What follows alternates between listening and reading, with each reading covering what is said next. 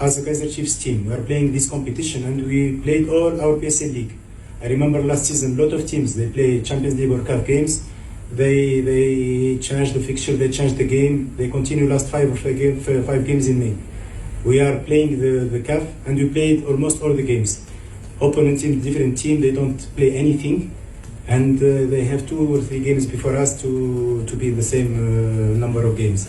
So I think Kaiser Chiefs is, we are representing Bafana Bafana, we are representing South Africa, we are representing all the country. So we have to think also about the team. We have to think how we manage with the team. Sometimes we have to find solutions also for us.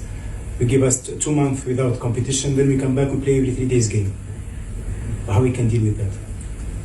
Playing all the game outside, traveling, load and everything, we are in big risk of injury for our player.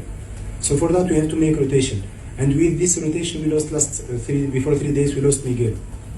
Miguel, he got injury because about playing a lot of games. Today we have Aiden, he got 3 yellow cards. So we will play the next game against Azamal in Egypt, final, to be qualified.